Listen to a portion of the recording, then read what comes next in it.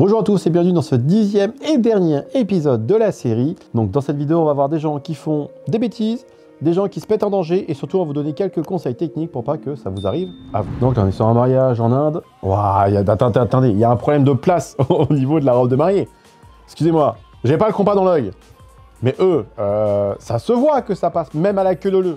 Ça se voit que ça passe pas. Bon, premier problème, ces fontaines-là, c'est des côtes, c'est des volcans, c'est pas pour l'intérieur. On voit que ça fait trop de fumée, c'est artifice d'extérieur, c'est marqué dessus. Deuxième problème, vous avez une allée, un tapis rouge, on dirait un chemin de table. C'est pas un tapis, c'est un chemin de table le truc. Les mariés marchent dessus. À quel moment, quand on passe, on se dit, ouais, t'inquiète, c'est large. Ok, le photographe l'a bougé de quoi 40 cm. Et là, vous dites, vas-y, t'inquiète. Ça couche les deux trucs, ça allume des chandelles. Non, mais c'est quoi? C'est un bêtisier, c'est un best-of à aller tout seul, c'est pas possible. Ça pète, mais bien sûr que ça pète, abruti. J'ai quand même envie de le revoir, mais j'ai pas les mots. Hein. Donc souvent, dans les traditions hindoues, ça se fait beaucoup d'avoir des feux d'artifice ou des chandelles. Voilà, la distance de sécurité n'est pas respectée, le produit c'est un artifice d'extérieur. La mariée, elle passe, elle aurait jamais dû accepter de passer. Et imaginez, sa robe, elle brûle. Parce que c'est clairement possible, la robe, elle est panifugée. Hein. Là, il y a la personne qui fait déjà un geste où elle a peur, la dalle.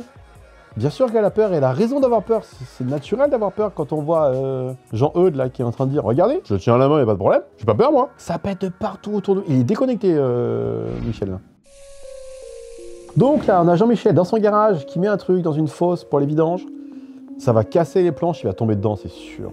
À votre avis, il se passe quoi? Réponse 1, ça casse les planches et il tombe dedans. Réponse 2, il est projeté au plafond. Réponse 3, il y a juste de la fumée. C'est parti.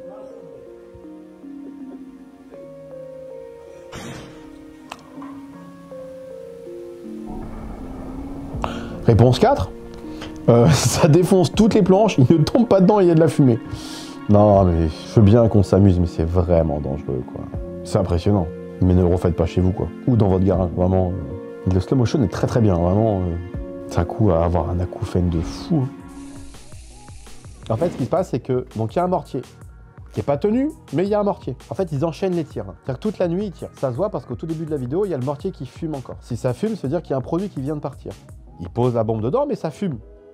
La chasse, elle est là. Il y a une étincelle ici. Ça allume pas la mèche, ça allume directement la chasse. Si ça allume la chasse, ça part. Voyons ce qui va se passer. Pas ta tête au-dessus, pas ta tête au-dessus, pas ta tête au-dessus. Bon. Donc j'ai dit pas sa tête au-dessus parce qu'en vrai, je préfère qu'il perde sa main que sa tête. Je pense qu'on est à peu près tout d'accord aujourd'hui, tu préfères. Là, sa main, elle est au-dessus, hein, donc il peut tout à fait perdre sa main. J'ai l'impression que là, il a sa tête qui est dans l'axe. Là, je pense qu'il passe un petit peu devant, donc il sait qu'il ne doit pas mettre sa tête au-dessus. C'est cool. Par contre, son bras droit, là, il est toujours dans l'axe du mortier. J'ai l'impression que mon écran est mal réglé. Hein. Donc là, on est sur brûlure au 2e ou 3e degré sur le bras, en espérant que la bombe de feu d'artifice F4 qui est partie n'a touché aucune partie du corps.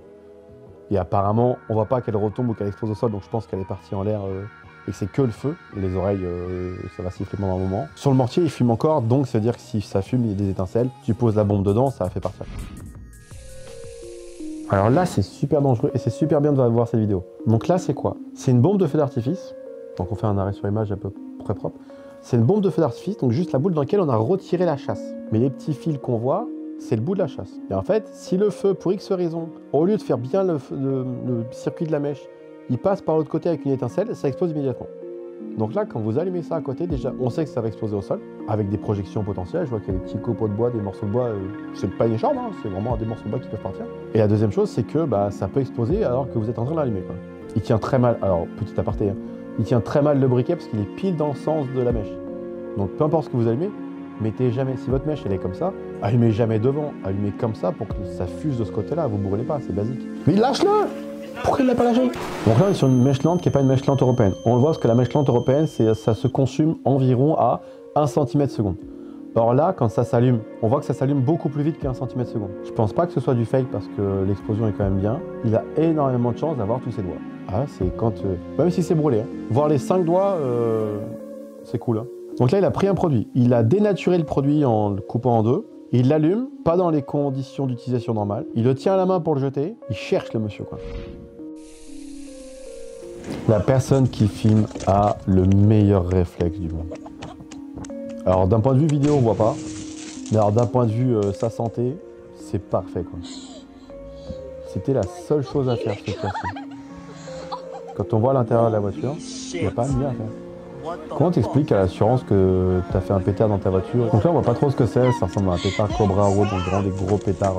Il le tient toujours pas bien avec son paquet. Il est en train de circuler, il est sur la voie publique. Il veut le jeter, mais il le jette mal parce qu'avec les étincelles, il se brûle. Si on n'a pas le droit de téléphoner, on n'a pas le droit de tirer un feu d'artifice depuis la voiture. Puis après, il y a la police qui dit comment ça arrive? Oh bah ça s'est allumé tout seul, on comprend pas, je l'avais dans la poche et pouf, ça fait choc à pic. Écoute-moi bien, Kevin. Du coup, on est sur, oh là, tout là-bas, je sais pas si vous avez vu, hein, tout en haut à droite de votre écran, vous avez un petit compact à l'horizontale qui tire n'importe où, que les gens n'ont pas calé. La personne a peur et se cache, ce qui n'est pas forcément une mauvaise idée. Et du coup, on voit après avec le temps, en bas à gauche, avec les fleurs, ça commence à prendre feu. Donc là, on imagine qu'il y a des poubelles, on imagine qu'il y a un truc ou autre. Vous allez tirer un feu, très bien. Passez un coup, allez voir le site de tir après le tir, pour être sûr qu'il n'y ait pas des brûlots, un truc, même si c'est qu'un bout d'herbe qui est en train de brûler, vous l'éteignez et puis on n'en parle plus. Donc là, déjà on a un peu plus de place. Bon, on est en plein milieu d'un carrefour ou d'un parking, mais on a un peu plus de place. On se cache derrière une voiture. Donc ça, c'est pour dire à quel point on n'a pas confiance. Hein. Ça part en l'air, ok, jusque là ça va, sauf que ça redescend. Ça redescend, et ça explose en marron d'air. Waouh! Aïe, aïe, aïe, aïe, aïe. Ça, faut savoir que si ça, vu l'explosion qu'on voit, qui est un équivalent marron d'air, si ça explose à 30 cm de vous, vous êtes mort. Parce que c'est pas une déflagration, c'est une détonation. Vous avez une onde de choc qui est bien plus puissante. Et clairement, on vous retrouve plus, quoi.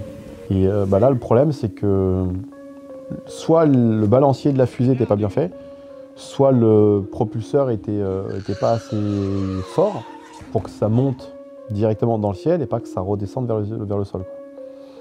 Et l'explosion, elle est catastrophique au sol. Hein. C'était la dernière vidéo, c'était le 10e épisode des Pires Bêtises.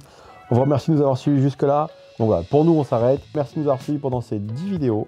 Si vous avez des questions, besoin de techniques, renseignements complémentaires, comme d'habitude, on est à votre disposition par mail, par chat ou par téléphone.